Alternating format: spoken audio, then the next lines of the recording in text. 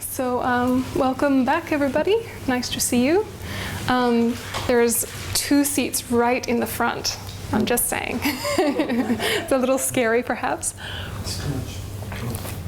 Or you guys could come closer, and then the more scared people can sit behind you.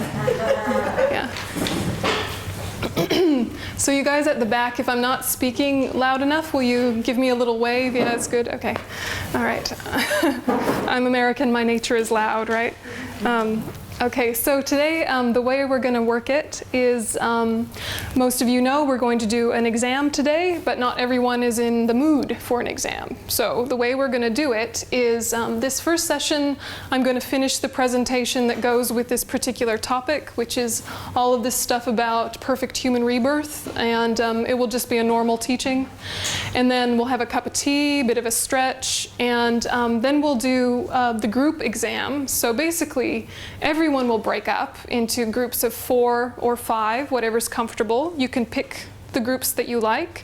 Those of you that are doing Discovering Buddhism in the complete way, try and really engage with the test and write it properly. And those of you that are not doing Discovering Buddhism in the complete way, but more in the tourist way, engage and collaborate and discuss and talk about these ideas, but you don't have any pressure to write anything down or to know anything, yeah. But engage in the conversation. So it'll be mixed groups, yeah, of people that are doing it seriously and people that are doing it lightly, and you just all mix together, okay?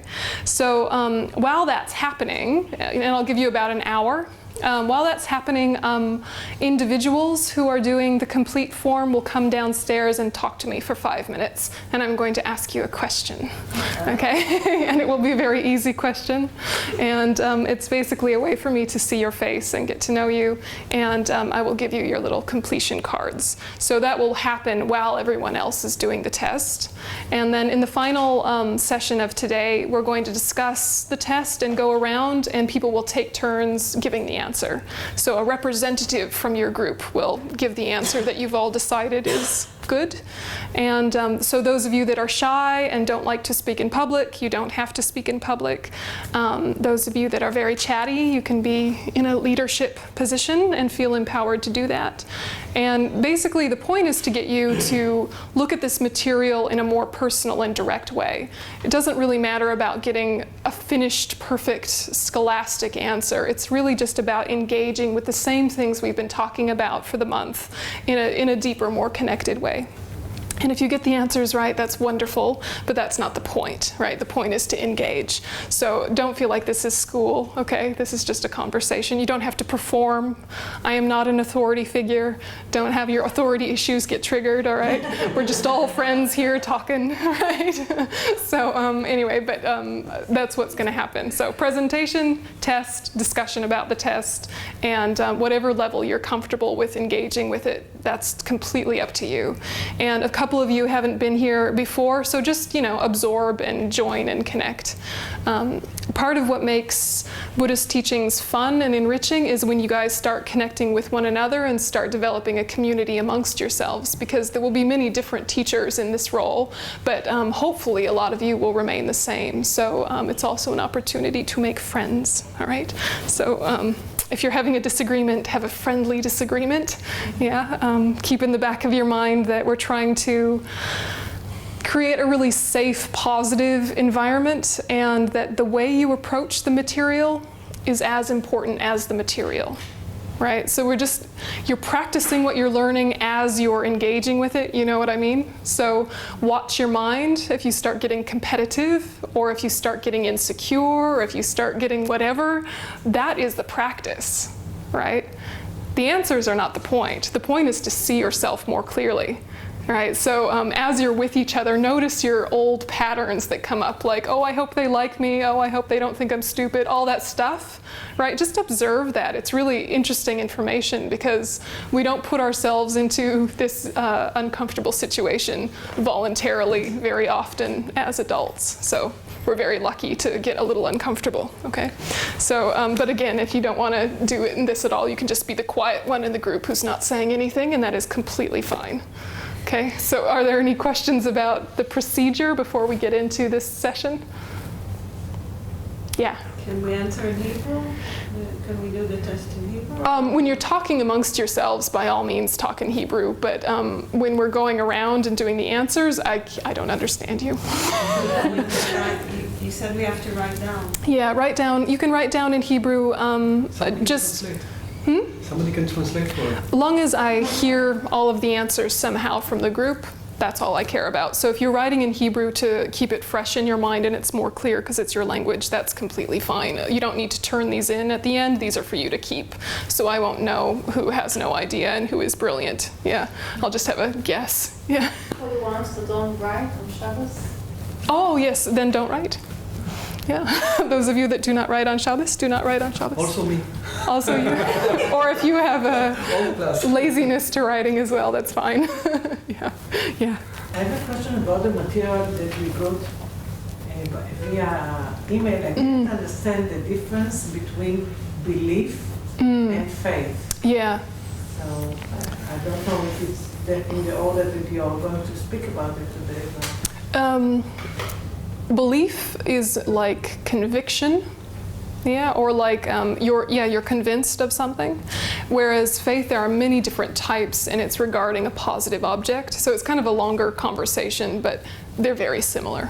They're very similar. So remind me if we have time at the end, we'll talk about it. Yeah, at the last session, if we have time, we can do some of the individual mental factors if you want to dig more deeply. Yeah. Anything else? Okay, so for some reason, the topic precious human rebirth goes together with mind and its potential in this particular curriculum.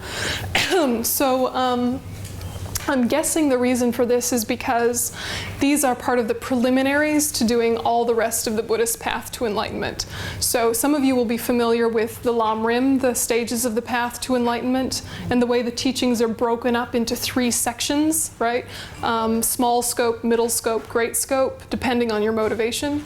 So perfect human rebirth is one of the preliminaries. And basically it's to get you convinced that right now is the time to practice, right now is perfect for practice, and that we're in a very unique situation to practice.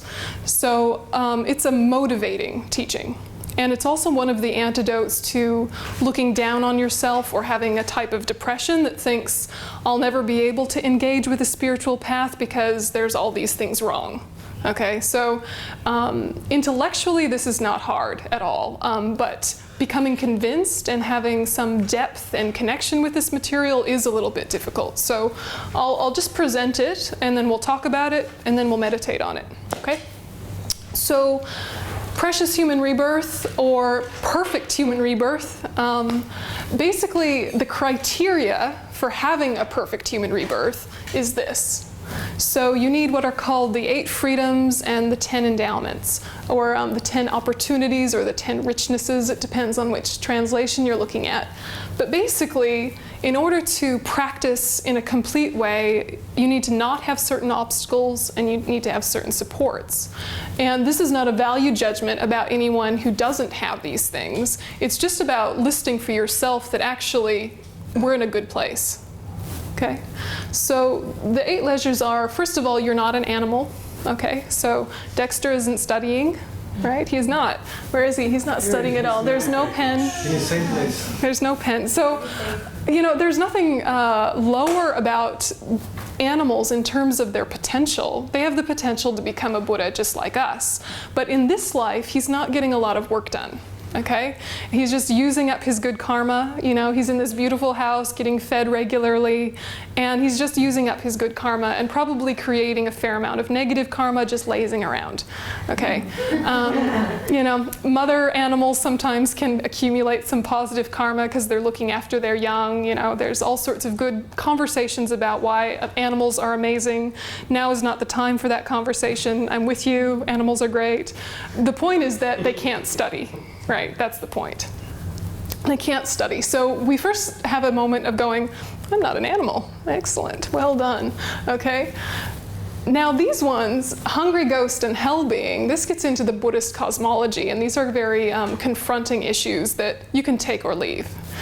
So basically, if you were a hungry ghost, which is a realm that your mind would get itself into if you have a lot of attachment, tons of craving, like the mind of an addict, if you have this kind of incredible craving, then your mind takes a rebirth in a realm where it's very hard to find food and sustenance, and you're always craving and you are never satisfied. And if you're in this headspace, you also don't study. You're just suffering so much with want, with greed. And so if you don't believe in these other realms, it's completely fine. What you do is you look at analogies or similarities in the human realm that are like this. So in the human realm, we can think of people that are so consumed with greed that they have no space and time for other thoughts. Yeah, it's a parallel. It's not that they're going to be like that forever. It's not that that's their basic nature. They still have Buddha nature. They can still develop. But when you're in this kind of craving, you cannot practice. When you're hooked in. So there are people that are like this their whole life. There are realms that are like this for their whole life. But we ourselves slip into this occasionally when we're in a really craving space. Do you know when your mind gets stuck on something and it can't let it go? You know, it could be a possession, it could be a person, it could be a scenario that you want, and because you're so fixated on it, there is no space for anything else. So we have to look internally when we look at these teachings of how does that state prevent my practice? So you just have a bit of an inner reflection about it. And do I ever slip into hungry ghost thinking? Yeah. So, you know, you sit with that and try not to feel bad about yourself, just kick it out, right? Yeah. I have a question. It's a bit flowing because you can have a target and something good, like you want to achieve something, Yeah. and you're thinking about it and you're craving for that, but it's like, I don't know. Yeah. I don't know what's the real line that goes from getting something to craving for something. Because sometimes it helps you get something. Yeah. It depends on what that is. It depends on what the goal is, but it also depends on how you're approaching it, doesn't it? So, we have a lot of respect and admiration for Olympic athletes culturally, but from a Buddhist perspective, spending so much time, energy, money, thought on perfecting your body to be the best is a little bit of a waste of time, right? That fixation leads to an amazing physical state, doesn't it? It leads to amazing physical achievements, amazing physical states, and whole countries feel happy and uplifted and celebrate taking ownership of their champions. It's lovely, yay. But from our perspective, that is a lot of time that could be going into working on your mind, that you're deciding to work on your body, which is going to crap out on you eventually, no matter how much work you put into it. What are you taking with you life to life? It is not your body. Yeah, and even this body, at some point, is going to fail you. So is it really worth giving primary investment to the physical? Yeah, primary investment. We would say not on a spiritual path, but that kind of fixation certainly leads to the achievement of their goals. And so we can admire the discipline, we can admire that kind of drive, but we don't really admire the goal. But maybe right? This is his karma, not to practice so much. Karma is not fate. Karma is not fate. And it's easy to think that it is, but karma is much more like habit. Yeah? It's what you're used to. You do what you're used to. But if what you're used to isn't useful, stop, right? But that means retraining a habit. So what you want to look at is when you're really fixated on a goal is that goal worth that much energy? Yeah. What is the expense of that in terms of your relationships, in terms of your inner work? So it could be that you're very driven to finish something that is worthwhile, that is worthwhile. But if you get too attached to it, then you start being blind to everything else in your life. You know, so, you know, your grandmother is making a beautiful sweater for you for winter, and they're really fixated on it, and your grandma's making beautiful patterns, and she's really into it because she loves you so much, and she wants you to have a beautiful thing for wintertime. That's nice, right? That's a lovely goal and fixation. But if she's so intense with it that if people want to talk to her, she's like, shut up, I'm knitting. Shut up, I'm knitting. You know, then it stops being a useful goal, right? No one's saying the sweater's not nice. It's the way that she's approaching it that we're objecting to, right? So you have to look internally about your own goals. The goal is usually not the issue, but that's worth looking at. It's your approach towards it. Are you shutting people out? Are you shutting people out at the cost of this goal? Yeah, are you not having internal awareness and self-examination as you pursue this goal? What will happen after this goal is fulfilled? You know, these are the questions we want to ask. I don't know, does that help? I think achieving a goal is also something, kind of development also, but so it sometimes contradicts. Yeah. I agree that if the craving is something which is bad, then stop it, or learn how to stop it. But sometimes a goal or craving for something can be like, I don't know, PhD, or something, I don't know. So it's also kind of development, which is also related to things that you're saying. Yeah, you have to be conscious of the process as much as the end product, yeah. Just like goal is Buddhahood, right? If you're fixated on Buddhahood in the wrong way, in a weird way, in a fundamentalist way, then all the steps leading to enlightenment turn into something else. Yeah, they turn into something weird. Something fundamentalist, something creepy, something new agey, something hedonistic, something uptight. All sorts of things can happen if you're looking at a very valid goal, but in the wrong way, right? So the process is as important as the goal always. And that's also how we keep sustainable energy with our goals. As we enjoy the process, we see the benefit of the process the whole way along. Yeah.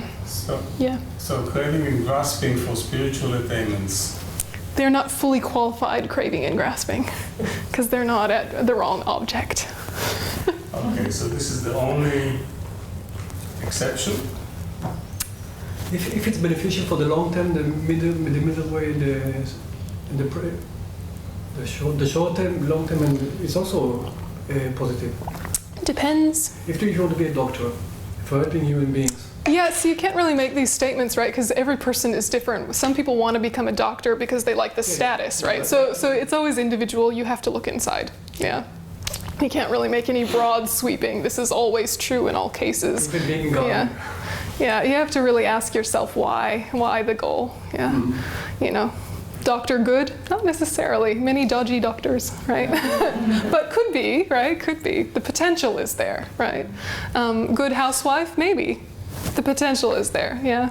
Good anything. It's about motivation, it's about process, it's about all these things, but only really you know what's driving you. Yeah. But I mean, if you develop a craving and grasping towards spiritual attainments, will that not throw you off the path? Well, I think if it's actual craving and grasping in the afflicted sense, of course. Yeah, of course.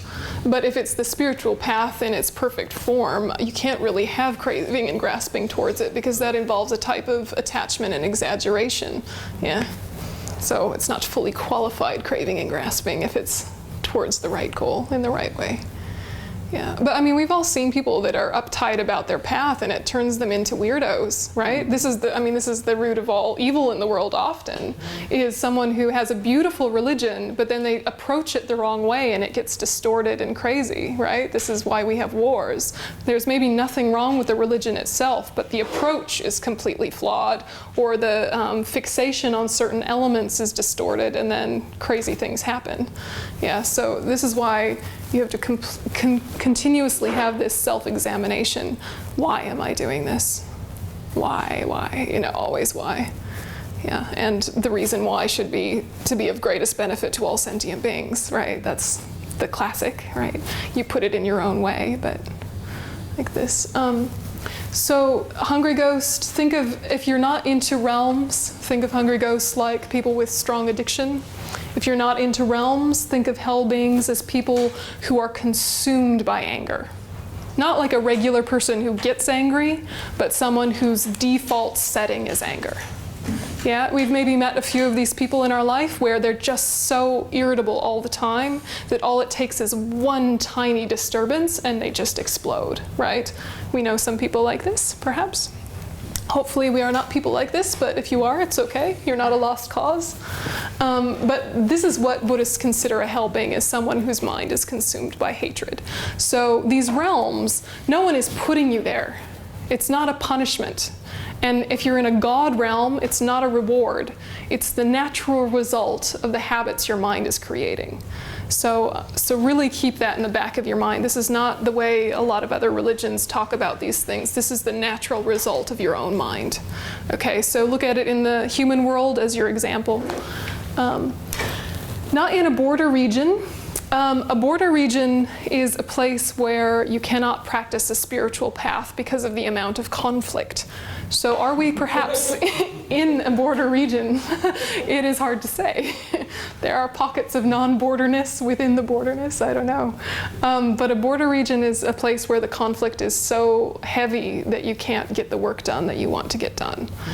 And so, it is tricky. Is Israel a border region or not? Well, we're having this conversation in this peaceful place right now, In wartime it is. Yeah. But now I think it awakens a lot of us because we understand it's mass suffering and we want to help. Absolutely. The best. And being a border region also is about access. Right? So it could be that things are peaceful enough to practice a spiritual path, but there's no teachers, there's no community, there's nowhere to look, there's nothing in your own language, right? And that isn't completely the case here, but it's certainly harder to find communities of spiritual people, harder to find books in your own language, but it's not impossible, is it? So is Israel a borderland or not? I think you know better than me. Yeah, you know better than me. But it seems like work is possible here, despite the difficulties, right? So we don't live in a border region is one of the criteria. You're not unable to learn.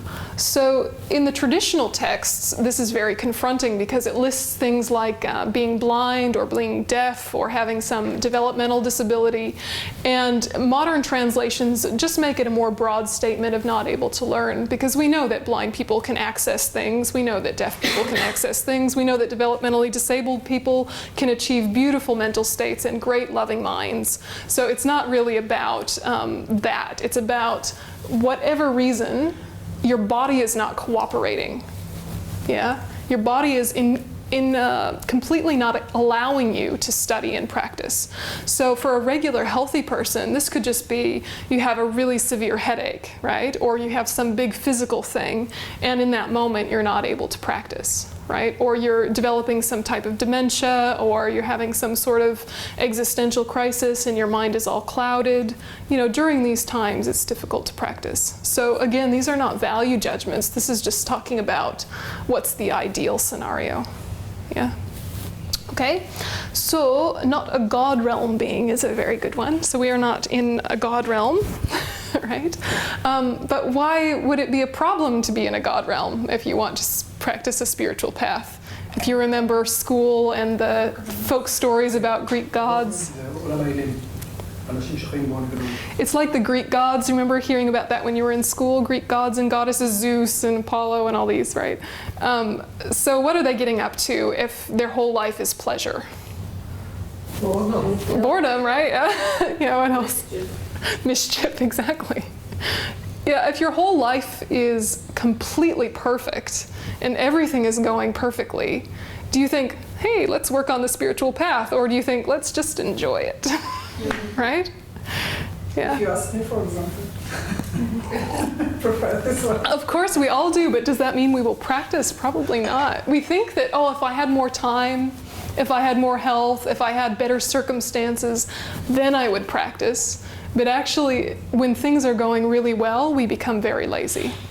Yeah, when things are going perfectly, there's nothing to stimulate growth. Yes, yeah. But being in those realms is also ever changing. Yes. Right? Yeah. It's not like I achieved being in a God realm No. and then you'll run out of gas. Yeah. Yeah, none of this is forever. None of these are forever. Yeah. We don't believe in eternal anythings, except Buddhahood. Yes. But we're trying to get to a state of less suffering or non-suffering or so, but then there's some kind of contradiction in terms, because we get there and we feel more at ease and maybe do less spiritual work when we get to the goal that we're looking for. Well, what is the goal you're looking for?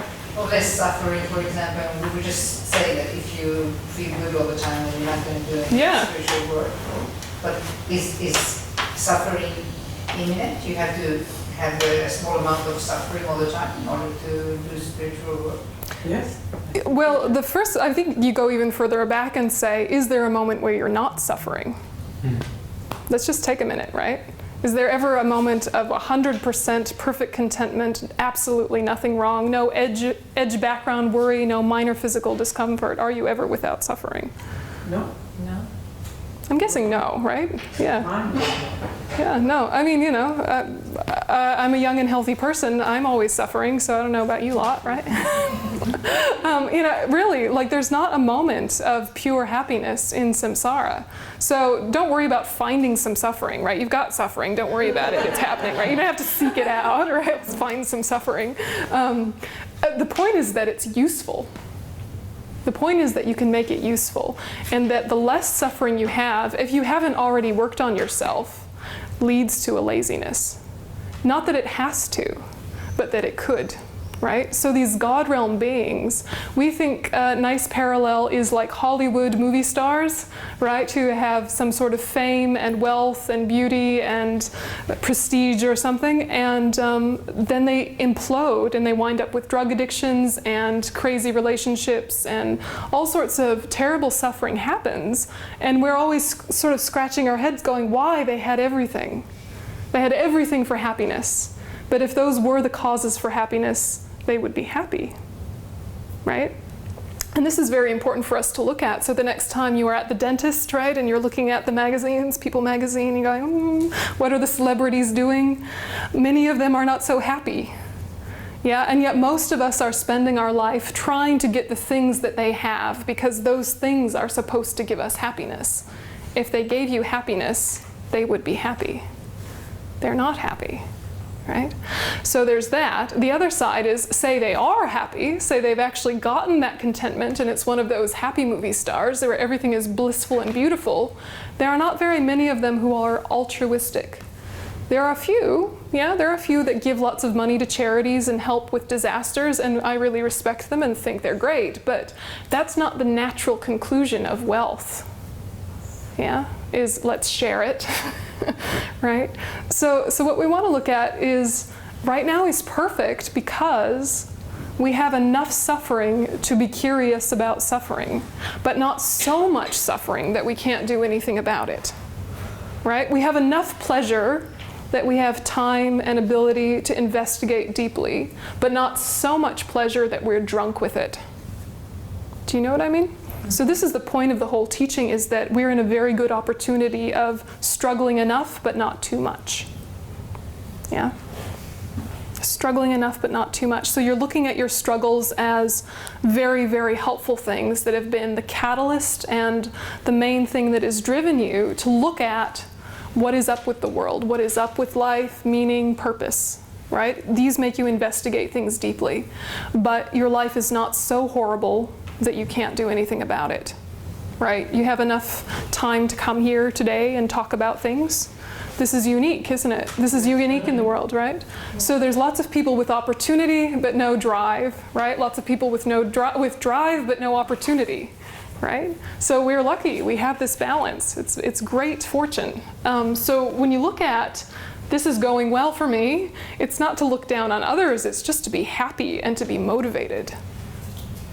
Yeah, is the point of the teaching coming across, right? Why we look at this? Mm-hmm. Yeah. So, okay, so then the other ones are the opportunities or the richnesses.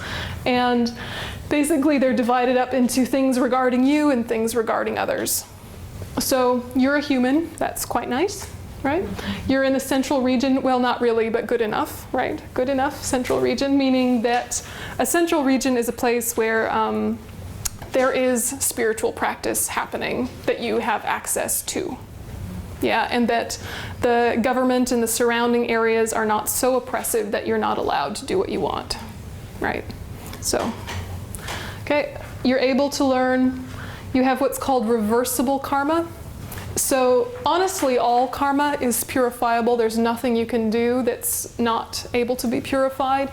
But there's a few very heavy karmas that mean that your very next rebirth is going to be difficult. And that's basically if you kill your parents, right? If you create an epic divide in a community and you really split people against each other in this incredibly divisive way. There's a few other ones, but those are the main two that you might do, right? So don't kill your parents, all right? Don't divide communities, right? So gossiping is not good, but it's not this, right? It would really be like if we split ourselves down the middle and one of us was going back and forth trying to create divisiveness and it was successful. Basically saying this half of the room is terrible, here's why, and then they swapped to the other side. This half of the room is terrible, here's why, and you created an epic divide in a spiritual community. This is considered very, very heavy karma. So whenever you're in communities of people that are associating with other communities of people, this bridging and this connecting and non-competitiveness and non-greed, this is incredibly important in terms of the spiritual path, right? So we really want to support any other group of people that is doing work towards the good. It's epically important from our perspective, yeah. What is the being without conqueror's word? Oh yes, sorry, without these two, yes. So wrong views, wrong views are like animal sacrifice is good. That would be a wrong view, right? Not without a conqueror's word, meaning that in this world system, enlightened beings have taught. So if enlightened beings had never taught, you would be without the conqueror's word. So this is a technical statement from the Lamrim Chenmo. It just means that there have been Buddhas and they have taught stuff. Yeah, that's what it means. Yeah. So there have been enlightened beings in many religious traditions and they have revealed their teachings to human beings. That's happened. If that hadn't happened, our spiritual development would be much more delayed, much more difficult. Yeah, we would learn things on our own just by self-investigation, but it would be much slower going, right, if we didn't have teachers. So conviction, so reversible karma is you haven't done anything really, really terrible, okay? Conviction in the importance of ethics. This is the big one. Basically, to practice a spiritual path, you need to think that ethics are important. Yeah. Do you agree with that? Yeah. Some sort of non-harmful, altruistic something. Yeah, so if you don't have ethics, basically that's the main one. If you don't have ethics, you can't really practice. It doesn't mean your ethics are perfect. It just means that internally you have some, right? Internally you believe in some and you're working on it. Yeah, it doesn't mean that you're perfect, just you have them, yeah. What do you mean that you have values? Yeah, yeah. Yeah, exactly. Like, don't steal stuff. Yeah, yeah. Don't steal stuff. Hopefully, everyone's got that in the back of their mind. Don't steal stuff. Yeah. Anybody here? Not. Don't raise your hand. We don't want to know. But regarding others, this is basically connected with this one. So there's been a Buddha, right? He taught, and it remains. Yeah, it remains. There are people living today who are practicing it in the full way. And there are benefactors and community support. So this is the one that is hardest to get, yeah? These ones actually technically only exist while the Buddha is alive, but we have a similitude, we have something similar regarding these ones happening. But that there are benefactors and community support, this really depends on all of us working together, building something together, and being open to anyone else who comes.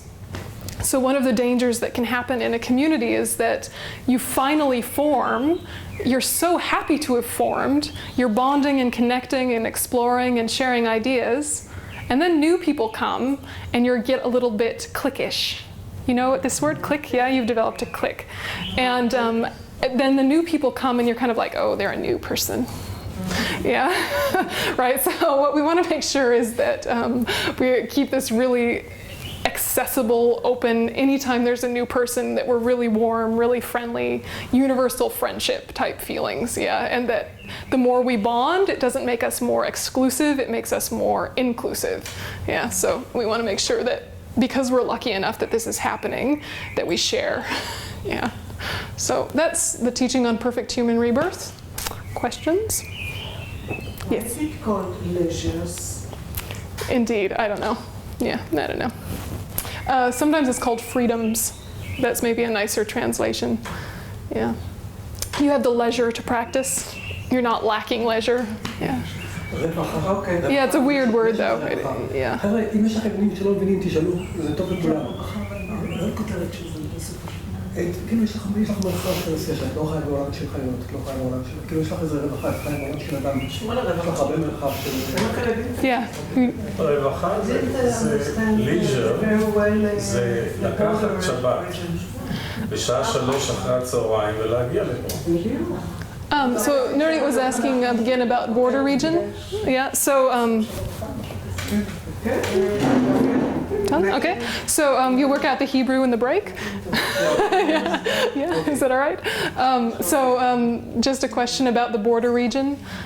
Basically, this is a place where you can't practice a spiritual path because of the dangers and the lack of accessibility and the negative views of others. Like Syria, for example. Yeah, like Syria. Like Yeah. example Syria, Yeah. So you want to practice, but you can't. It's too dangerous. Yeah, like Tibet, right? In Tibet. Yeah, like in Tibet. But in Tibet you get in jail. Tibet can practice, Tibetan can practice. Many of them practice.